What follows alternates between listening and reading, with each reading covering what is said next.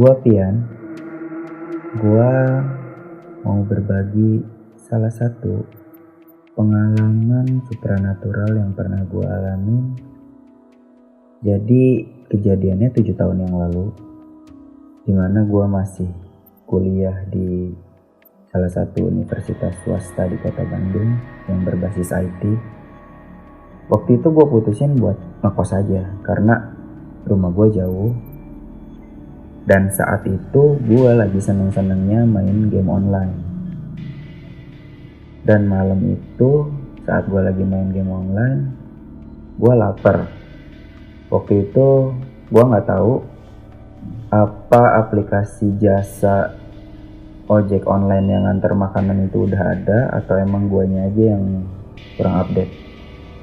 Jadi waktu itu gue putusin buat tinggalin dulu game gue keluar buat cari makan.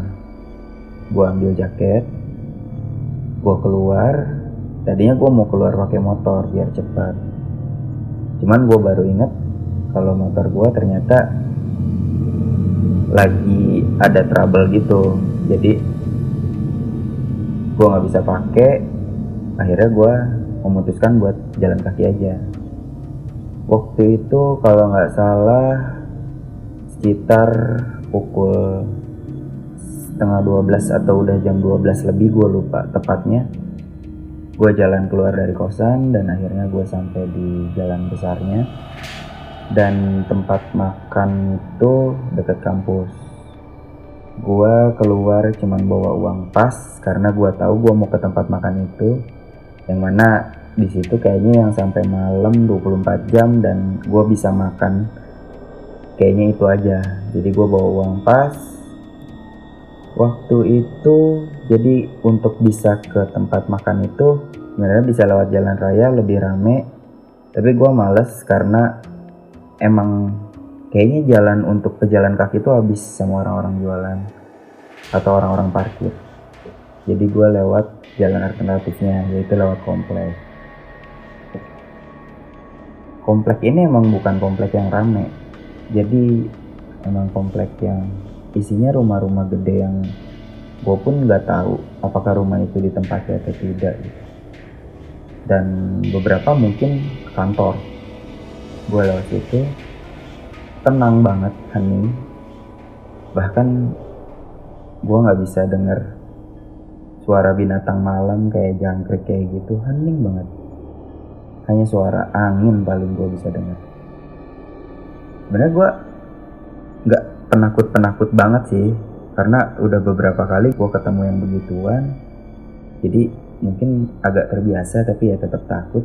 Cuman nggak yang terlalu penakut gitu. Gue bahkan lebih takut kalau di situ gue dibegal atau apalah. Cuman gue percaya aja di situ kan rumahnya gede-gede, jadi pasti ada security atau apa gitu. Gue jalan tapi perasaan gue nggak tenang. Perjalanan sampai ke tempat makan itu nggak ada apa-apa. Singkat cerita, gue beres beli makanan di situ, gue balik lagi dan gue masih nggak mau lewat jalan raya. Jadi gue balik lagi lewat komplek itu. Oh ya udahlah, gue pikir gue jalan santai aja lah, nggak akan ada apa-apa juga. Atau tadi berangkatnya aman-aman aja gitu. Gue jalan pulang ke kosan lewat komplek yang tadi. Jadi kompleknya yang bisa gue lihat itu cuman jalanan lurus, hening, gelap, kiri kanannya pohon-pohon tinggi besar, ada lampu penerangan tapi remang. Kira-kira kayak gitulah gambaran kompleknya. Dan lurusan itu lumayan panjang sih kalau menurut gue. Waktu itu gue jalan, gue ngerasa nggak enak lagi di situ. Dan jadi gue jalan waktu itu nengok-nengok gitu loh, lihat sekitar, lihat suasana sekitar gitu. Kalau bisa bayangin, jadi ujung mata gue nangkep ada cewek pakai baju putih. Dia duduk di salah satu dahan pohon tinggi yang ada di pinggir kiri gue.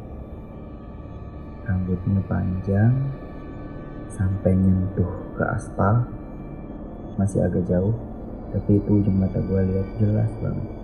Gue langsung buang pandangan, tapi entah kenapa gue gak berani buat lari ataupun pindah jalur ke kanan supaya lebih jauh. Gue tetap jalan, gue nunduk. Gue jalan, kerasa makin ngedeket karena gue ingat posisinya ada di mana.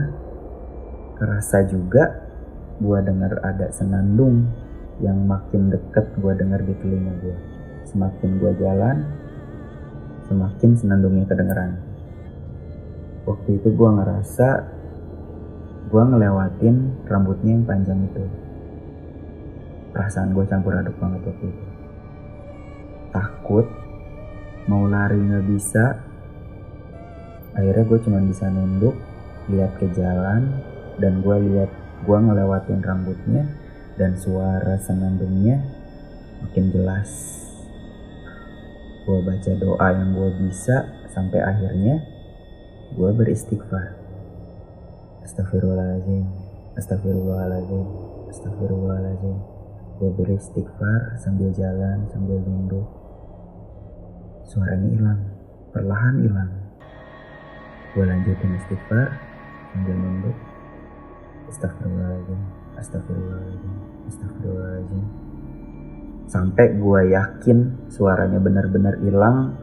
Dan kayaknya gue udah ngelewatin jauh posisi perempuan itu. Akhirnya gue naikin lagi pandangan gue ke depan. Tapi astagfirullahaladzim, astagfirullahaladzim, astagfirullahaladzim.